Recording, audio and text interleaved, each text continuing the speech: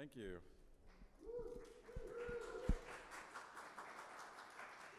Don't clap yet. You haven't seen the presentations. So I'm going to talk a little bit about how we've seen a lot of the technology especially because I come from the LED space, but a lot of the technology used for like these very large impactful things becoming more immersive in some of the smaller spaces as well. So we'll get started. This is actually an image of a virtual production studio that just opened last week in Riyadh.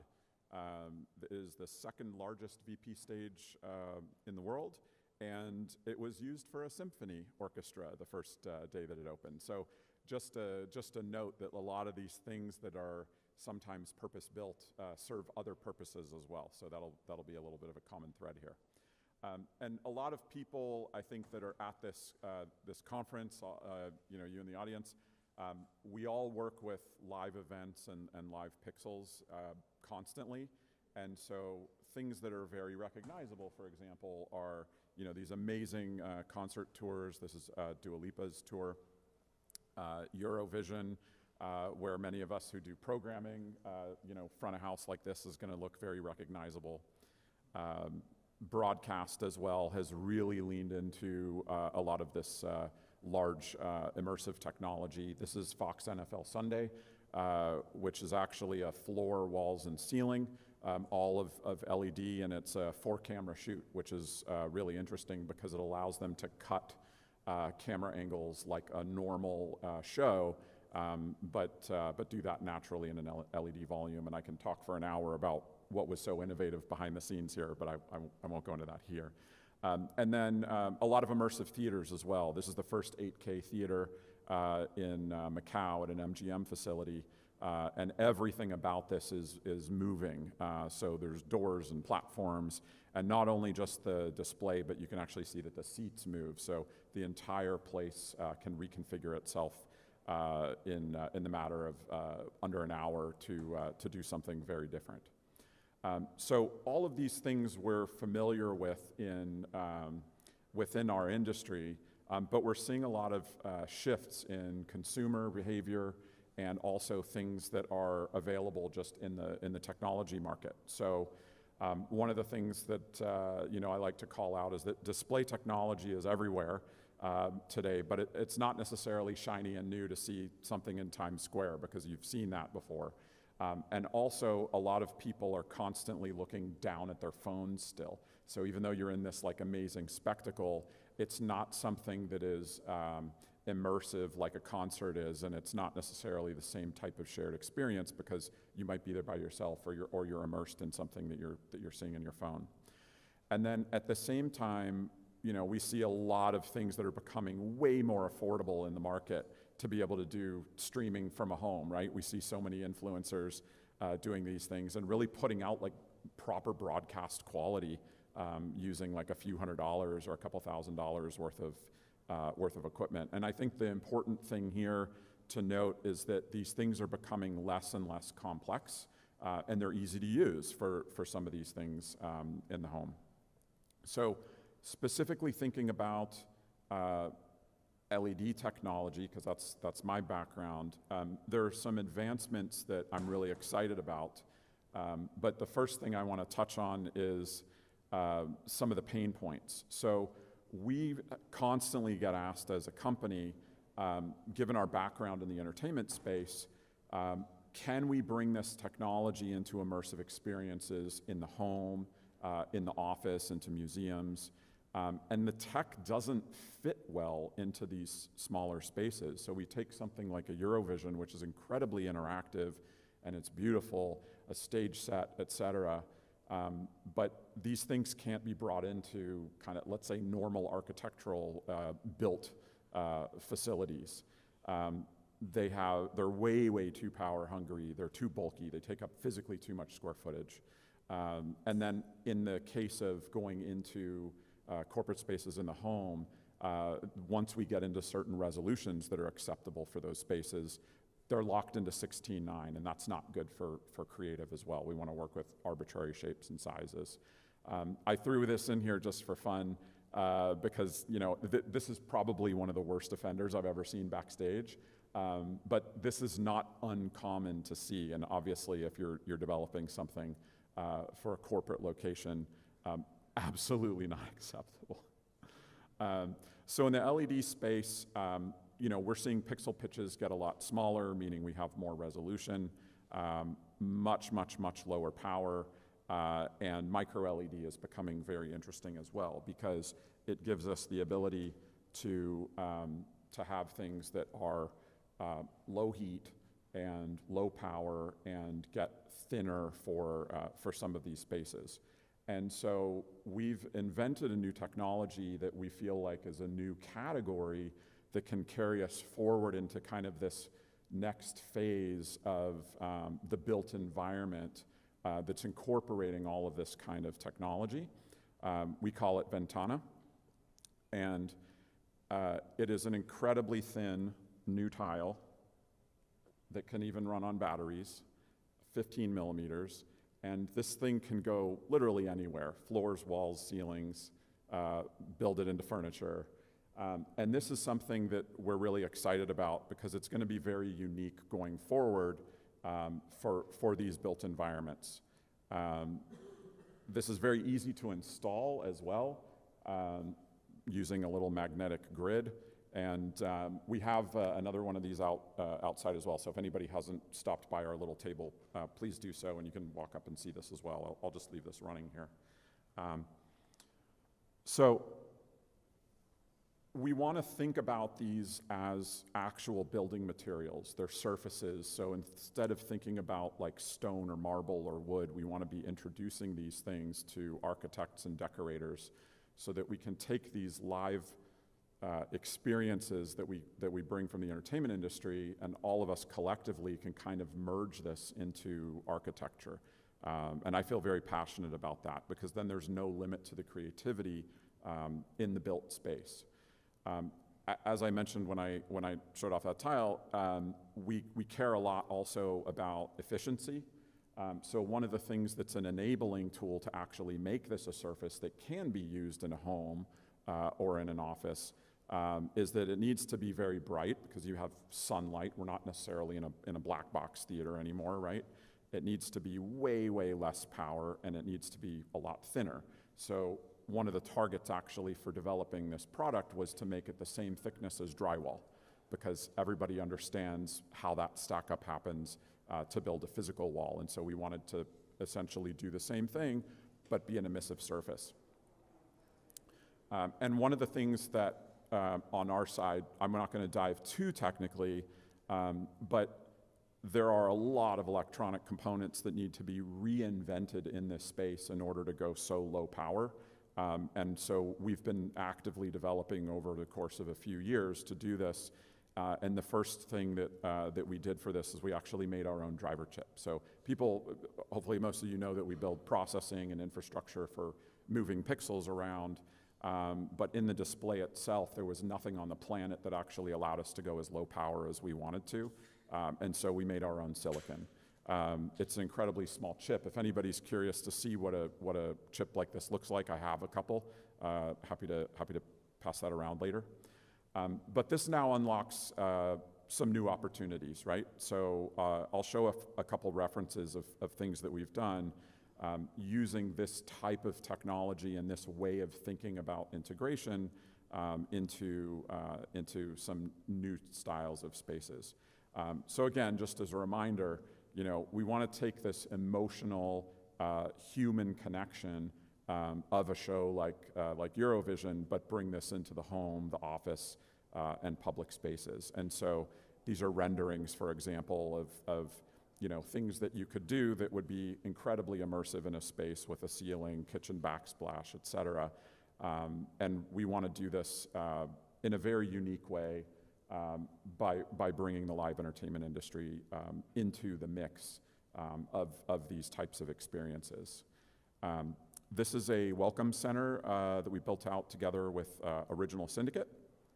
And It looks very much like a spaceship. That was the desire. It's a VIP welcome center. Lots of technology in there. But again, this is in an office environment. There's not power distros with cam lock and all these things. So it needs to be something more realistic in terms of power. This is video running when we were doing pre-programming. There's actually a wall in the back that's not turned on right now, but you can see the side walls. There's a ceiling as well. And one of the challenges that we see a lot with LED is the off-axis viewing can look like maybe a little bluish from one side, a little pinkish from the other.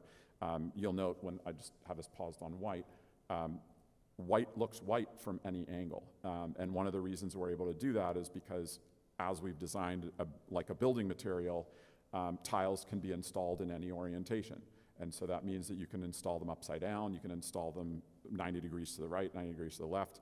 And so in this particular venue, we actually had the tiles right side up on one side and upside down on the other, so that you're looking at the same angle of incidence to the subpixels.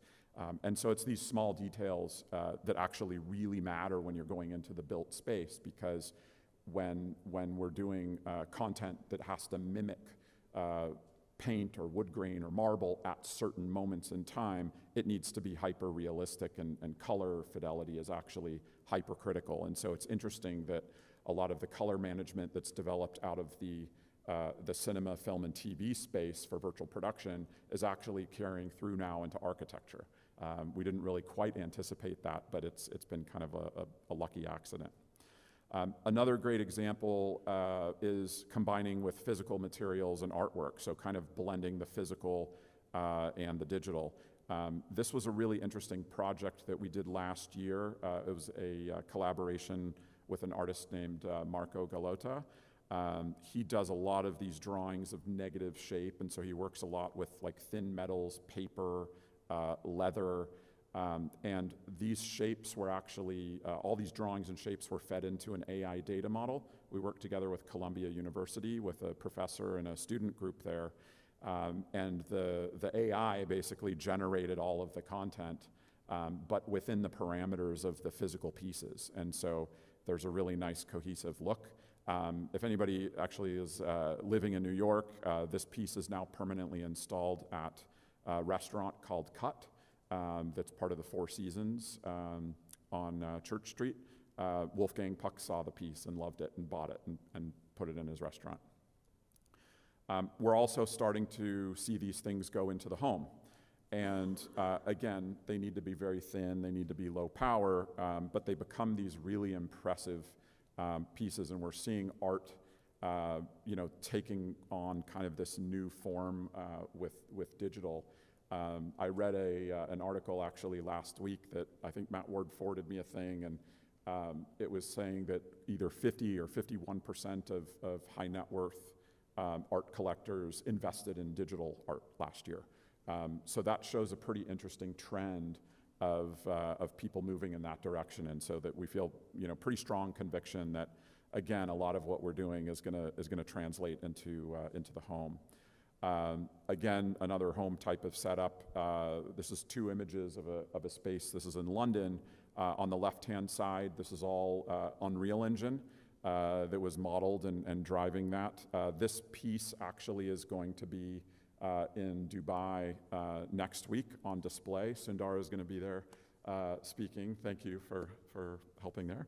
And then on the right-hand side, I believe this was Notch running that. So again, a lot of these live pixel technologies bringing these cohesive things together that are going well beyond just the concert touring. And then so looking ahead, we think of how are these immersive spaces going to be changing, and what are the things that we need to think about? And so I look to all of the trades that are related to film and cinematic, as well as virtual production and the gaming technologies that are used to drive a lot of these large displays. And I have a couple examples of these things used in kind of a smaller, more intimate scale, but where you can see what was going into it kind of behind the scenes. This is an activation that we did in Seattle for Unreal Fest 2024, Epic Games asked us to do something very impressive with a display. So we built a 6K display. Weta FX came in and did programming with it. And this is one great example, like to witness pair programming in front of an immersive display to actually see what you're doing and what the real output is was pretty amazing. And they loved it. They were there all night programming in front of it. And then in the end, we created this hyper photorealistic octopus encounter is what we called it. And this octopus would swim around this virtual tank and actually play with people and camouflage itself as it wandered around. So this is a really, really wonderful example of taking a technology that now is appropriate to put into a built environment, but then pairing it with the tools that we're using for concerts and cinematic. This is another example. This is an installation in Milan. This is a fairly large display. The ceiling height in there is probably 12 feet, so the display is like way taller than a person. Again, this isn't like a massive concert tour kind of thing, but it's a very large presence in the space that we need to be very thoughtful about what kind of content is running because it's there all the time, right? It's this like ever-present thing, and we don't want it to just be screensavers. We don't want it to, only be a TV, even though it could function as a TV. So for this piece, we actually worked with a cinematographer who's an Emmy award-winning cinematographer named Derek Frankowski, and he does a lot of nature shoots. And so he actually went to Calgary. They went to a frozen lake bed. They cut a chunk out of the ice. They flame polished the ice. They stuck LED lighting underneath the water to illuminate it and backlight this overnight. And then they set up a large camera rig. And the bubbles that you see are actually natural methane coming from the lake bed up, and they freeze as they hit the ice. And so, this looks at first glance like something that would be animated, but it's actually real. So there's this combination of digital and analog in the built space that we're really excited about. So just a few more shots of the BTS there. This was really, really cool. There's another piece that the same cinematographer made. This is showing actually in that same space in Milan. They took a gyro-stabilized rig on a car, and they went and shot horses. And they got this beautiful imagery at amazing slow-mo of a cowboy riding a horse. This video lasts for 1 hour, and it is just absolutely mesmerizing to watch this. And again, it's just the notion of taking the art and craft that goes into a lot of these things that we do for entertainment and bringing them into spaces that normally would never have this level of immersion. So we're really, really excited about it. I've got one other case study, and then I'll open to questions. So this is a great example of a space where low heat, purpose-built technology for the interior built architectural environment needed to be used. This is the JP Morgan Chase new headquarters that just recently opened at 270 Park. The building has about 650 million pixels across 60 floors, and everything in there is IP-based. So our processing system is in there, and it's on a 60 terabit network. And so there are over 4,000 sources and 4,000 destinations that can be routed all automatically via SMPTE 2110 and IPMX, all controlled with NMOS. And this was a joint, the tile development. This Ventana tile was not released yet when procurement started. So this was a joint project between Megapixel and LG to execute. And so I'm gonna conclude just with a very short video of that space.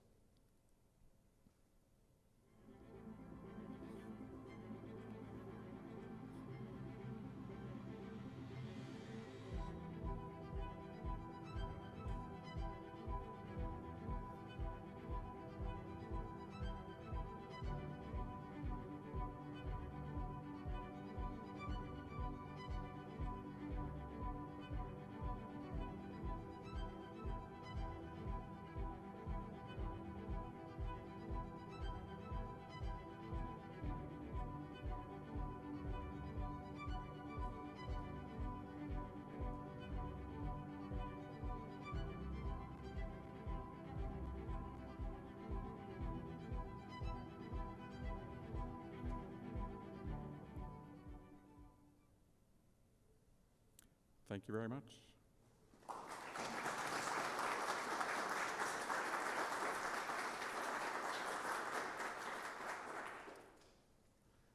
I know the presentation was not super long, but I wanted to leave a little extra time to be able to chat and discuss. So if anybody has any questions, please ask. Yeah, Ben. What about non-rectilinear shapes? Great question. We're seeing that more and more. Obviously, you see entertainment venues like Sphere, right? And that's obviously not rectilinear. That was actually the very first project Megapixel ever worked on when I formed the company.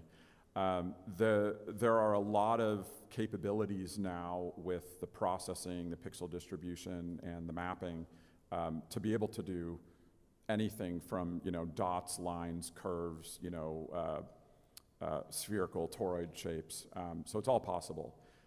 There is one interesting element in the, let's say, the LED fabrication industry that's a little bit of contention, which is that as the pixel pitches are getting smaller and smaller, there's still the capability of doing very customized shapes and things that are warped and trapezoidal and spherical and all these things, except the production lines are set up for like high volume conference room displays and these kinds of things. So there's always sort of that balance of working with the manufacturers to be able to find that like special sweet spot window to be able to do that. So those types of projects need more lead time, but they're absolutely possible to execute. For us as a company, one of my levers to be able to convince our supply chain to be able to do that is that we actually, we build a lot of displays. A lot of people only know us as processing. Last year we shipped probably a little over a 4K display every single day of the year. So that's a lot of LED, all using the same pixel technology, et cetera. So that gives me enough heft with the supply chain to go in and say, hey, when you're changing over your line, I need you to run this for me for 4 days, and we can usually get that done. But it is a longer lead time.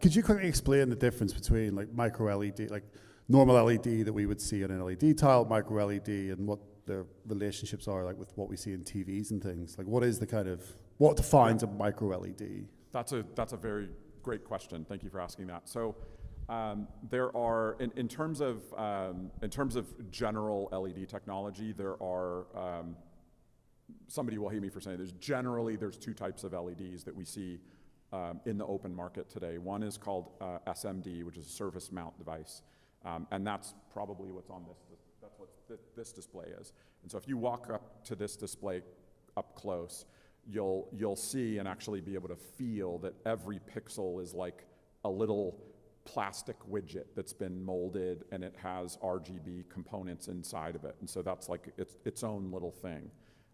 But you can only make that so small, and you can only make that so efficient because it's its own thing that then has to get put onto another thing that's attached to another thing.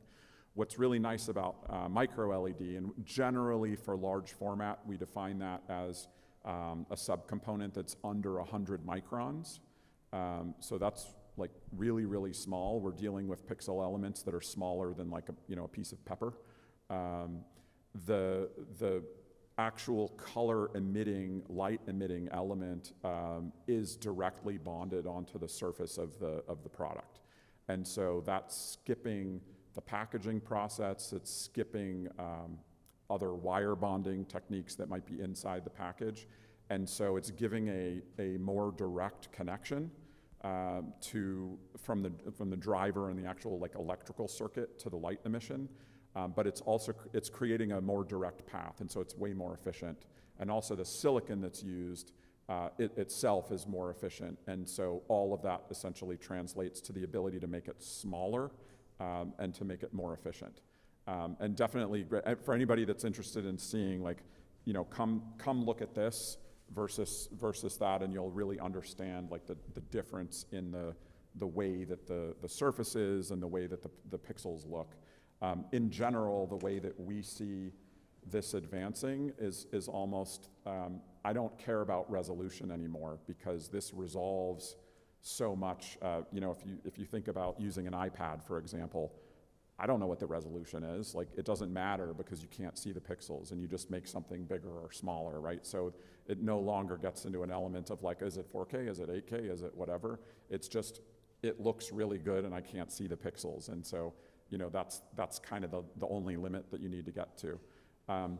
Where micro LED is really amazing beyond like LCD and OLED is that all of those technologies in televisions today, they're stacks of planes that are essentially making up the display. So in a typical LCD display, like on my laptop, for example, there's a backlight, there's filters, there's a TFT glass for the actual pixels, and so you almost think of it like additive versus subtractive color mixing, where most of the TVs today that are certainly, or all of them that are LCD, it's basically a color filter in front of a light source, and so you're always blocking the light, you're always filtering it, and that's making it very inefficient.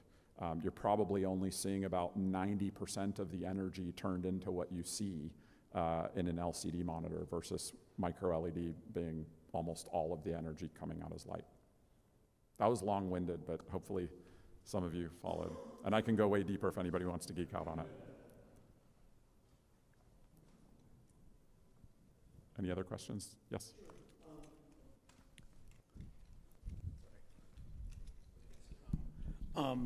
You talked about resolution, like we've reached a resolution frontier. My feeling is the next frontier for display technology in general is moving beyond 3 primaries. And so how do we convince everybody else? How do we move to a world of at least 4 adding cyan emitters? Yeah. And you know, and that's others? a very, very, very good question. So we've done that. It's a supply chain challenge. I would say more than general market. I think, you know, maybe I'm wrong here, but I would argue that most consumers, you know, if you're walking into an office space, if you're buying a consumer device, you almost don't really care whether it's RGB or RGB cyan or RGB white or cyan and orange. What you care is that it looks really amazing and that it's accurate. Like if you're watching a movie, the movie looks amazing. If you're color grading something, it's highly accurate. And so one of the things that we like to look at is, you know, how far can we be pushing these colors? Lighting has generally used a lot more than RGB for quite a long time. And there is a little bit of contention between LEDs not actually being very good light sources. They're very good things to look at, but they're not very good things to illuminate. And so on the illumination side, there's a lot of research and actually products as well that are very good for that are going well beyond RGB. So we see lighting fixtures that have RGB CMY. We have fixtures that have multiple reds, multiple greens, you know, different lime colors, et cetera. We ourselves, about 15 years ago, prototyped RGB cyan, orange, white. We today manufacture a lighting panel sold by KinoFlow called a Mimic, which is RGB with 2 phosphors that has a 2700 Kelvin and a D65. Absolutely amazing for illumination. But these things all take up physical space because it's an added component, and therefore it also adds cost. And so as this technology progresses more and more in the market and the costs come down, we'll be able to start adding, you know, more of these things in. And there are special use cases where we can do that today, but I would say for the general market, we're not there yet from a cost perspective. But I 100% agree. Like if you're trying to show a golden sun, you ideally want a light source or LED that is closer to that color than mixing things, because we all see things differently, cameras see things differently. And again, you know, coming back, like merging virtual production and built spaces, what I find very interesting is that we're trying to solve very similar challenges in that in virtual production, we want really amazing illumination. In a built space, if I go into like a cool immersive thing and I take a picture, I want the picture to be representative of what I saw with my eyeball, right? And that's not necessarily the case with most products today. And so everything's getting leveled up, but it does take some time.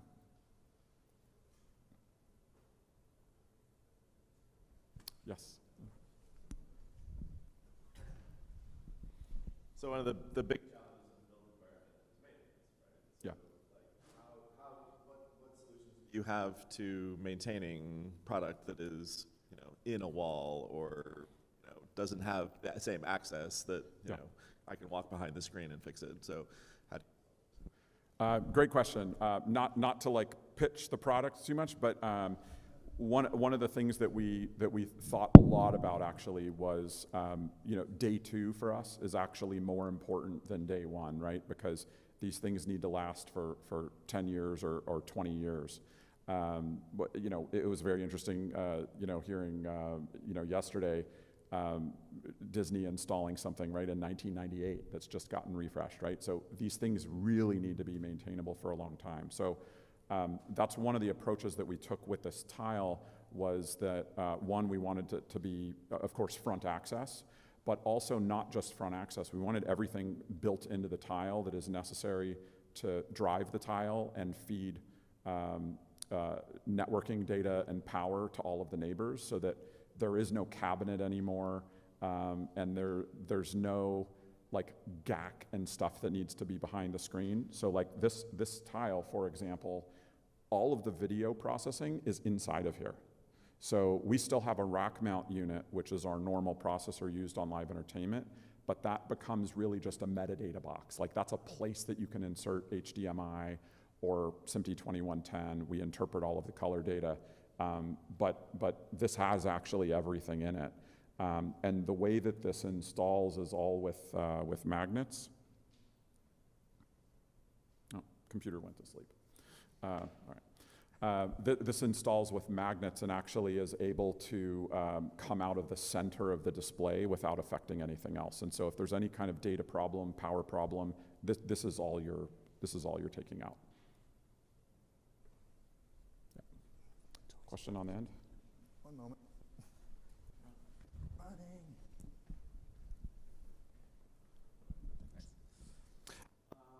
You're starting to move some more of the kind of video processing and the tasks to be done by a rack mount processor into the tile. Do you think that you could have a you could loop entirely and literally just you're connect from the source to? I'll repeat it just because the microphone was cutting out, but I got the gist of it. So the question was basically, will there ever be a point where like the rack mount device goes away completely, right? Immediately today, not quite, because the amount of processing and data handling needed to manage 10,000 devices and all of those things is requiring a little bit more power, right? And like literal power that's generating heat, as well as power in terms of processing power. And so that threshold of like cost versus complexity is like, that ratio isn't there yet.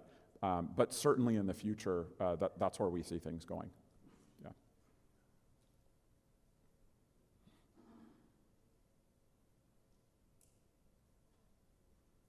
Any more takers? Okay. Are we going to close out? Thank you very much. I appreciate it.